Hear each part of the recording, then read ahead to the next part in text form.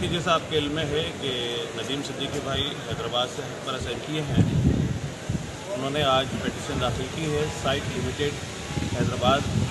तो इसमें जो पार्टीज़ बनाया है साइट लिमिटेड के मैनेजर, जनरल मैनेजर जो है MD साइट जिसको कहा जाता है, और साथ साथ सेक्रेटरी इंडस्ट्रीज़, चीफ सेक्रेटरी और सेक्रेटरी प्लानिंग एंड डेवलपमेंट। सही है।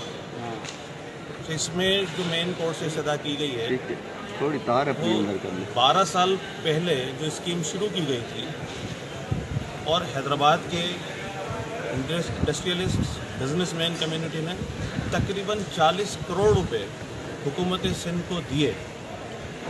40 करोड़ रुपए 12 साल पहले ले लेने के बावजूद भी आज तक वहाँ पर टका बराबर भी कोई तरक्याती काम नहीं हुआ है।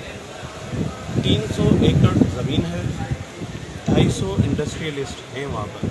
अगर ये 250 सनतें इस शहर में लग जाएं तो इस शहर की तकदीर बदल जाएगी।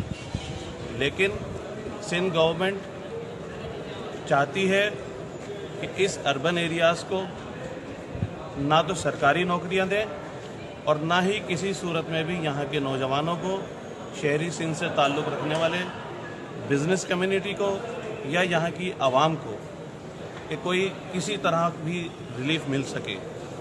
तो यहाँ हम कोर्ट में आए हैं, तो मैंने सदा कि डेवलपमेंट्स काम शुरू किए जाएं और साथ साथ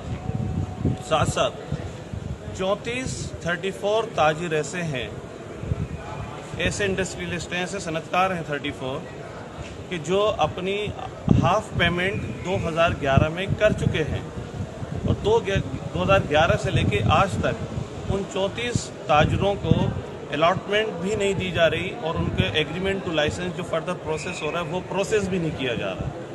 यहाँ पर भी एक अंदेशा है कि सिंध गवर्नमेंट वो 34 प्लाट्स, 34 एकड़ ज़मीन, कहीं ऐसा ना हो कि वो करप्शन की नज़र हो जाए और वो 34 एकड़ ज़मीन किसी और को अलॉट कर दी जाए। तो हम ये चाहते हैं कि आइन में कहा गया है कि किसी किस्म की कोई डिस्क्रिमिनेशन नहीं होनी चाहिए। तो जिस तरह 216 लोगों को प्लाट्स दिए गए हैं, इस तरह उन 34 लोगों को भी वो प्लाट्स दिए जाएं। और पूरी स्कीम जो वहाँ पर मौजूद है, उस पूरी स्कीम पे जो डेवलपमेंट वर्क्स हैं, डेवलपमेंट वर्क्स में ख़ास तौर पे 2016 में गवर्नमेंट ने एक टेंडर नोटिस जारी किया था।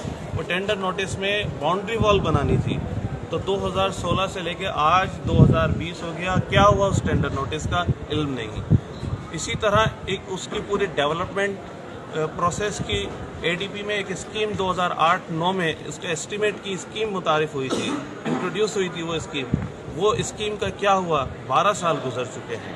तो कहीं ऐसा ना हो कि ये ताजरों के 40 करोड़ रुपए सिंध गवर्नमेंट हड़प कर जाए और अरबों रुपए मालियत की वो ज़मीन मेरे मुंह में खाक ऐसा ना हो कि वो किसी बिल्डर, डेवलपर या किसी सियासी पसंदीदगी या नापसंदीदगी रखने वाले किसी ऐसे शख्स को दे दी जाए और वो इस ज़मीन पर कोई अपनी स्कीम लॉन्च करे। ठीक है।